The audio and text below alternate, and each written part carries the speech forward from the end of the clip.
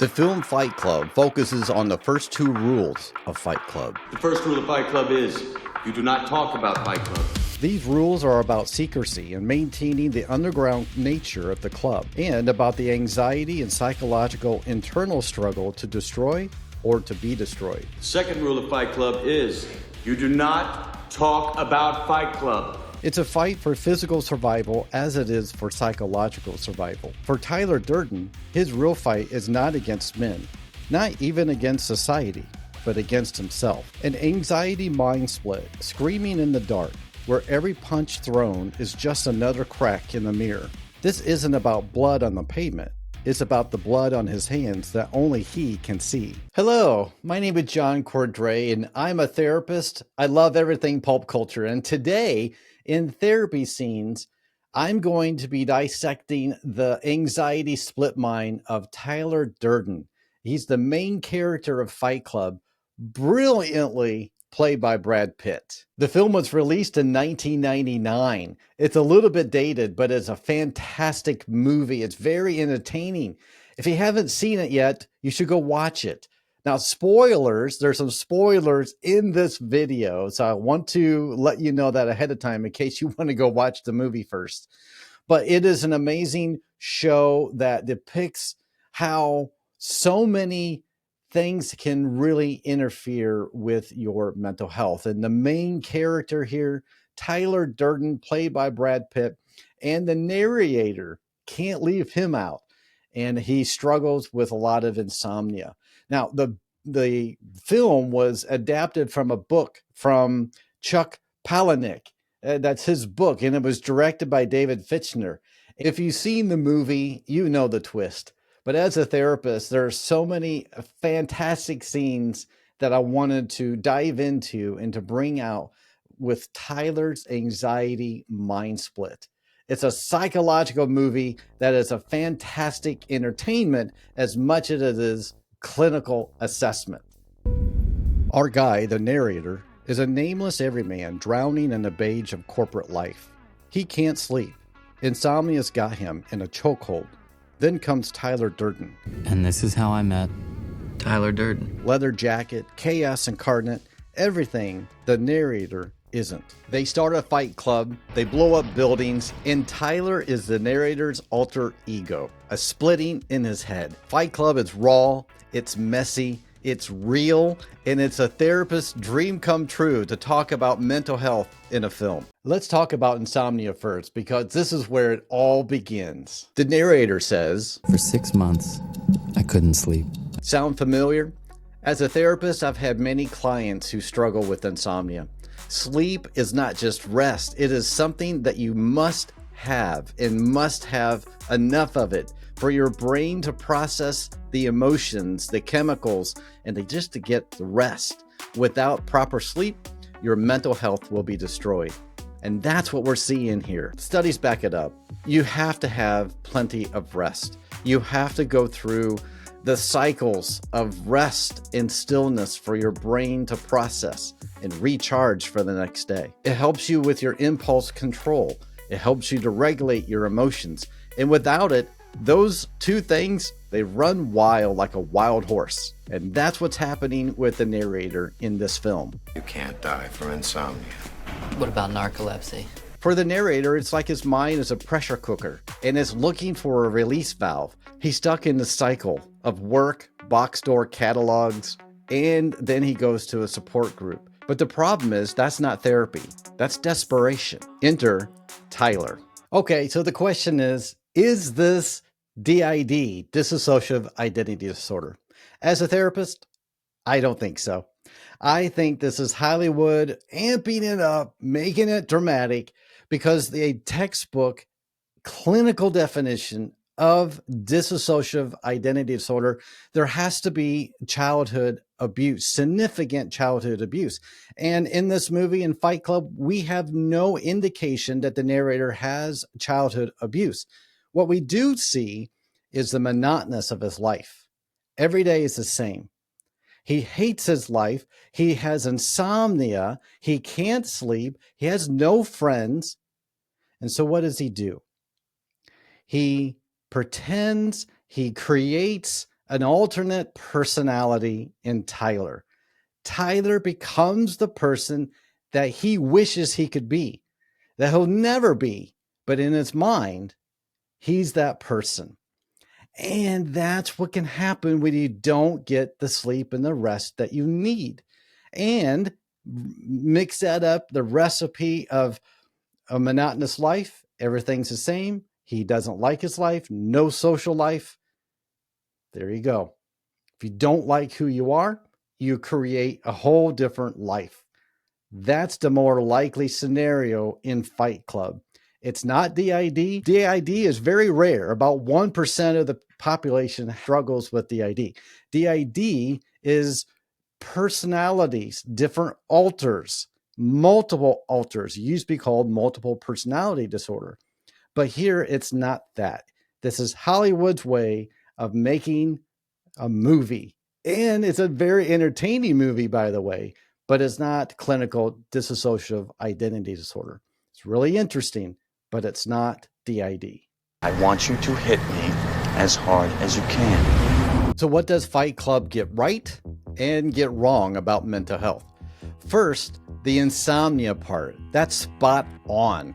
I've had clients tell me that they feel like they're in a haze. They're here, but they're not here because of insomnia. Insomnia is a trigger that amplifies everything else in your life. But the split mind, nah, DID is not as dramatic in real life. It's quieter.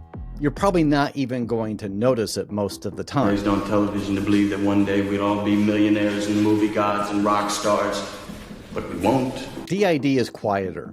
The alters seek to protect, not to destroy. But the film does nail the disassociation that comes with DID. That feeling that you're not really a part of your body, that you're hovering above your body, watching everything else, that is spot on. There are 5 common symptoms of disassociation, which align with the clinical understanding of dissociative identity disorder as outlined in resources like the DSM-5. The first one is amnesia. Gaps in memory for personal information, events, or periods of time, often feeling like time has been lost or forgotten. They can include inability to recall important personal details or traumatic experiences that are not explained by ordinary forgetfulness. The second one is depersonalization, a sense of detachment from oneself, as if observing one's own life or body or actions from outside. This may feel like being in a dream or feeling disconnected from one's emotions or physical sensations. 3 is derealization, a perception that the external world is unreal, distorted, or dreamlike. Surroundings may seem foggy, artificial, or unfamiliar even in familiar settings. 4, identity confusion, uncertainty or conflict about one's sense of self, including confusion about personal values, goals, or identity. This can involve feeling lost or unsure of who one's true identity is. And then there's identity alteration. It's the experience of distinct parts or personalities within oneself, where behavior, thoughts, or memories shift as if controlled by different identity states. This is a hallmark of dissociative identity disorder, where alternate identities may take over at different times. But why the support groups? It seems out of place in this film. People do go to support groups, they go to different places to seek comfort and help, but in this film it seems a little bit disjointed. It does show he's trying to search for answers and connect with others, but where it goes off the rails is the lack of resolution. He seeks resolution by punching it out and destroying and blowing things up. But real healing is messier. It's talking and processing your emotions. It's going to therapy and talking to a therapist.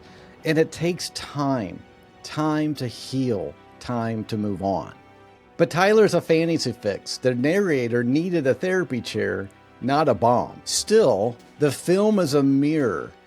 Mental health left unchecked can cause chaos and destruction everywhere you go. Okay, you are now firing a gun at your imaginary friend. So what's the significance of the soap? What does the soap mean in the movie? Why do they put it in there?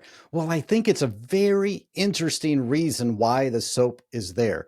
It represents something way bigger way deeper, way darker than Tyler. It is a symbol of society.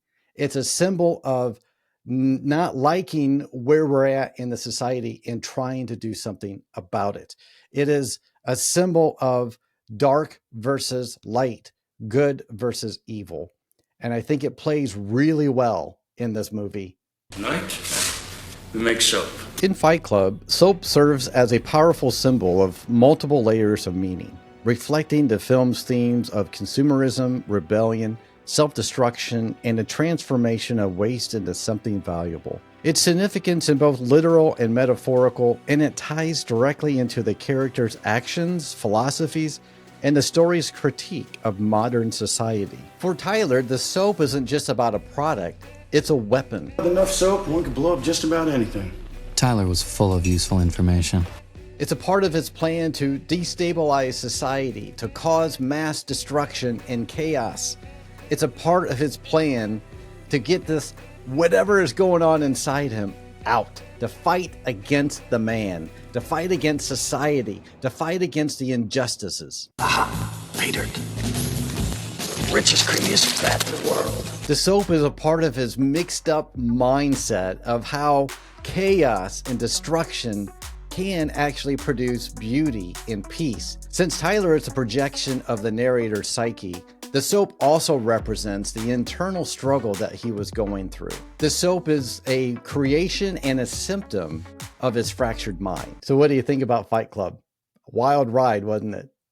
There's so many different symbolisms in this movie. It's incredible.